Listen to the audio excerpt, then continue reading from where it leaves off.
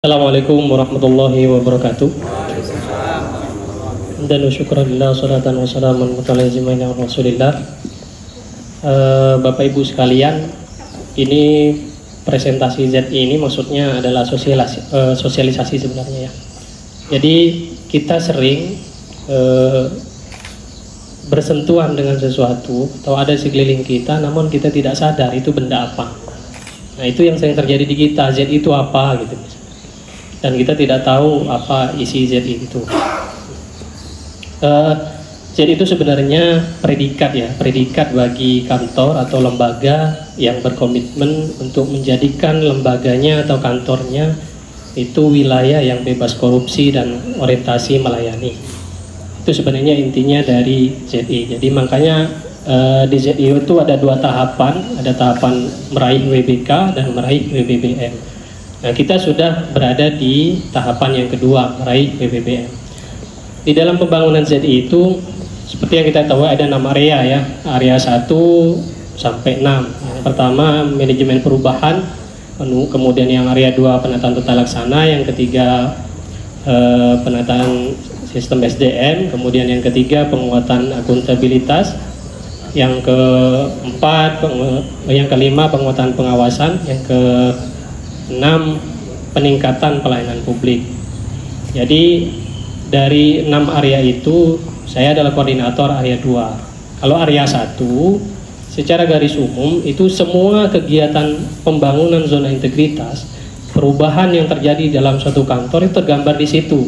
Baik tim pembangunannya, rencana pembangunannya, itu semua ada di area 1. Monitoring, evaluasi semuanya terpusat di situ. Itu nanti koordinator area 1 yang akan menjelaskan.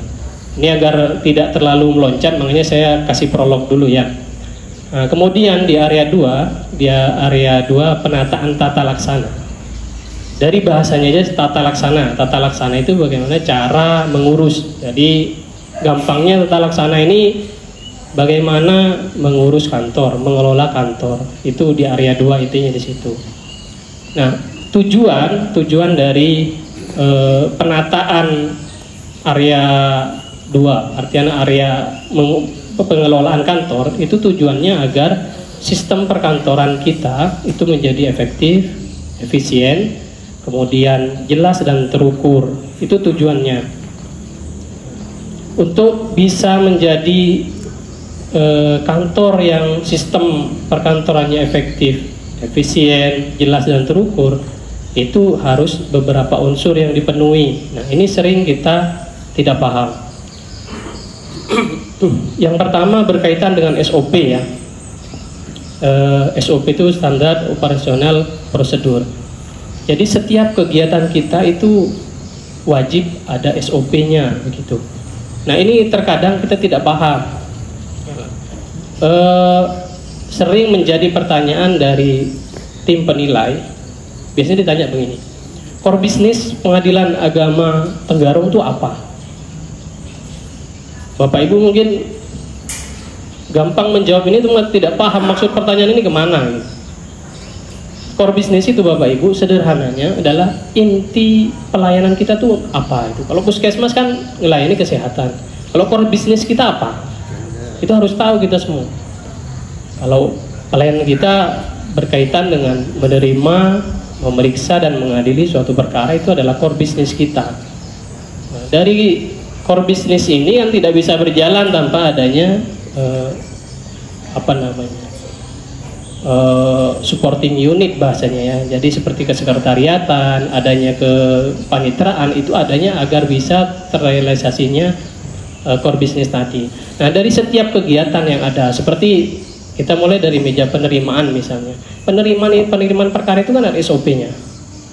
Coba teman-teman pikir, pernahkah teman-teman di PTSP melihat SOP-nya? Seperti apa? Nah, ketika ada mystery shopper misalnya dari Jakarta nanya, dia menyamar jadi pihak terus nanya, Mas SOP-nya penerimaan bagaimana? Gak tahu Bu ya. Karena memang gak pernah lihat misalnya. Nah, itu tidak boleh terjadi. Jadi semua kegiatan kita itu ada SOP-nya. Entah kalian sudah lihat atau tidak, itu ada SOP-nya. Nah, itu yang jangan sampai terjadi bilang, oh, nggak tahu Bu ada atau enggak. justru kalian bekerja, kita bekerja itu sesuai dengan SOP gitu. Masalah SOP-nya ada di mana? Nah, itu yang harus nanti kita sepakati diletakkan di mana. Misalnya di bank data, SOP secara keseluruhan di situ kita himpun. Itu yang tidak boleh terjadi. Tidak boleh satker yang maju EBM, salah satu pegawainya ditanya SOP-nya seperti apa, bilang malah gak ada. Atau gak tahu Pak ya ada SOP-nya. Itu tidak boleh. Harus jawab ada SOP-nya. Nanti terkait kelanjutannya nanti ditelusuri lagi gitu ya. Itu SOP yang pertama ada atau tidak. Kemudian SOP itu diterapkan atau tidak. Itu yang perlu juga dipahami. SOP-nya sudah diterapkan atau tidak. Kemudian yang terakhir adalah monitoring evaluasi. Jadi setiap SOP itu seharusnya ada daftar induk SOP-nya. Jadi siapa tahu kita ada kegiatan yang ternyata misalnya kita mengadakan inovasi baru, ternyata SOP-nya belum ada, itu harus diadakan.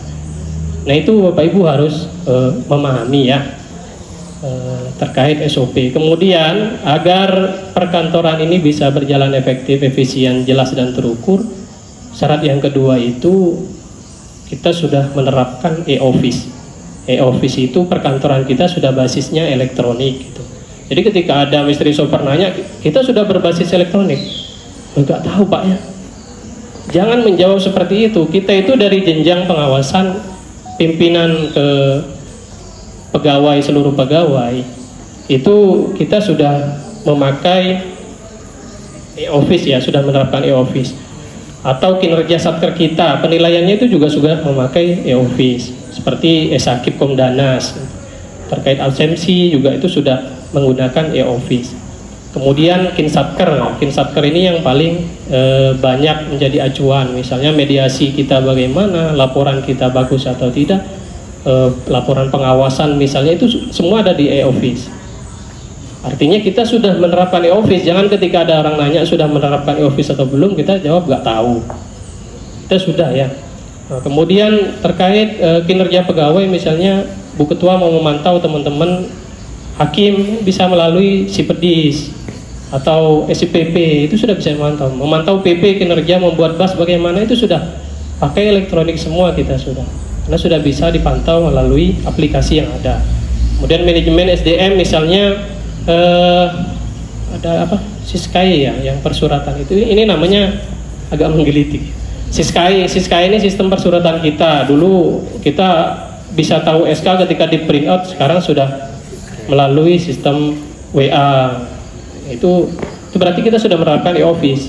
Kemudian Siperdian, ketika ada kebutuhan persediaan kita kurang, kita langsung bisa akses melalui aplikasi yang disediakan yang punyanya Mas Cahyo itu. Kemudian terkait pelayanan publik, apakah kita sudah menerapkan e-office? Sudah. Minimal yang harus tahu tuh seperti Senau gitu. Senau tuh jangan sampai tidak tahu.